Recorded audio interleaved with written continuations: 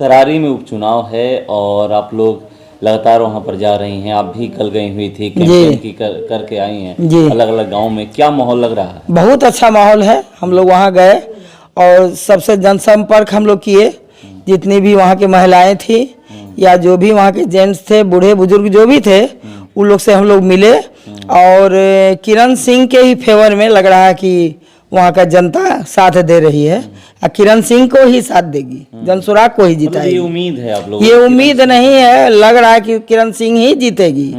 मैंने पूरा हम लोग को लग रहा है कि किरण सिंह का ही जीत होने वाला है।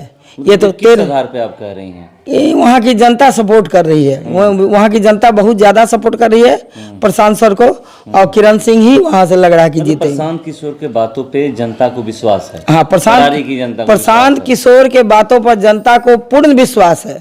और वहाँ की जनता में जागरूकता आ गई है, जनता जग गई है और जनता इस बात को समझ रही है कि अगर प्रशांत सर के साथ अगर हम लोग चलते हैं तो हम लोग का भविष्य बहुत उज्जवल होगा।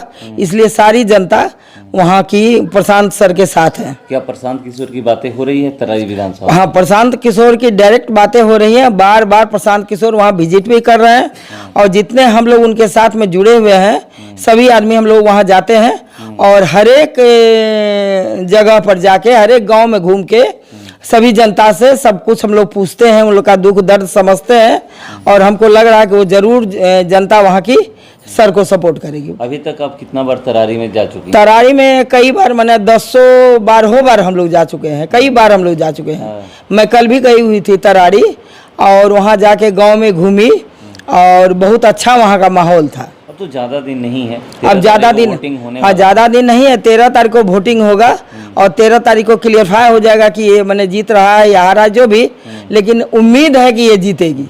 मतलब इस बार प्रभाव पड़ने वाला है। इनका प्रभाव इसलिए पड़ने वाला है, इनका चुनाव चिन्ह स्कूल बॉक्स रखा गया है, स्कूल बैग।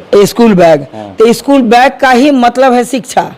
और उस बैग में बहुत तरह के चीज है जो जनसुराज से जुड़े हुए हैं और ये हम लोगों को, पूरा जनता को, पूरा बिहार की जनता को बहुत ही पसंद आया कि उनको बैग चिन्ह मिला। बैग का मतलब ही है शिक्षा, जिसमें उनके बैग में बेरोजगारी है, शिक्षा की व्यवस्था है, बेरोजगारी को दूर करना है और जितने भी समाज में अव्यवस्थित काम है सारे काम उस बैग में भरे हुए हैं।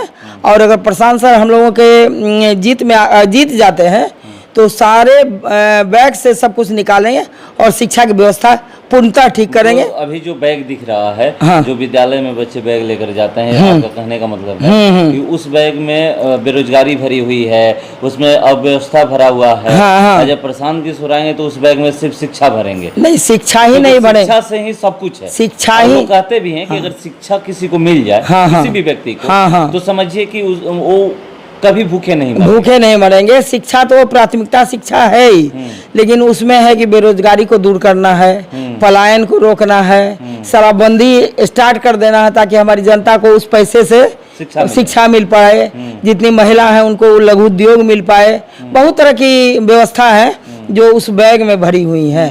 और जब बच्चे स्कूल जाते हैं तो बैग से ही अपना लाइफ को स्टार्ट करते हैं और उसी बैग में सारा चीज भरा हुआ है।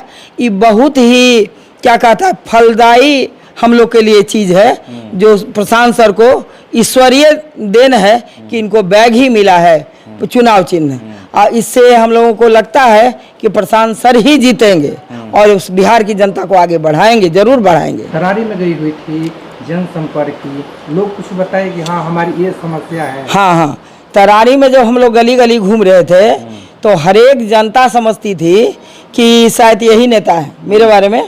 तो वो अपना सारा दुख दर्द हम लोग को बता रही थी। किसी को घर नहीं था, कोई बेरोजगार बैठे हुए बुजुर्ग लोग थे, बहुत बुजुर्ग आदमी थे जिनके पास 500 रुपया नहीं था खाने के लिए। तो इतना द्रवित उस समय हम लोग का हृदय हो गया कि कुछ कहने का नहीं। और ये सही बात है कि बिहार में बहुत ही ज़्यादा तकलीफ है और जो बच्चे, छोटे छोटे बच्चे लोग थे, उन लोग को पढ़ाई लिखाई का अच्छा व्यवस्था नहीं था, या और सब घर जो थे वो देखने लायक नहीं थे, बहुत अव्यवस्थित थे, बहुत ढहे हुए थे। और उसी अवस्था में किसी के देह पर अच्छा कपड़ा नहीं था, या बच्चे लोग थे उन लोग के पास अच्छा स्कूलिंग व्यवस्था नहीं थी। ये सब देख के मन बहुत ही ज़्यादा द्रवित हो गया और लगा कि अगर प्रशांत सर यहाँ आ जाएंगे तो इन सारी व्यवस्थाओं को जरूर ठीक करेंगे।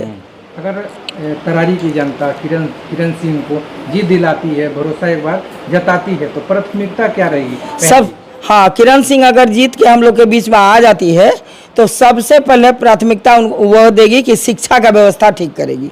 शिक्षा से ही सारा चीज़ आगे बढ़ता है, मेरा कहना है।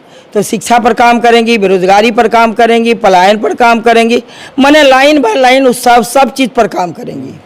वो अच्छी जनसेविका भी हैं, पहले भी जनसेविका रह चुकी हैं।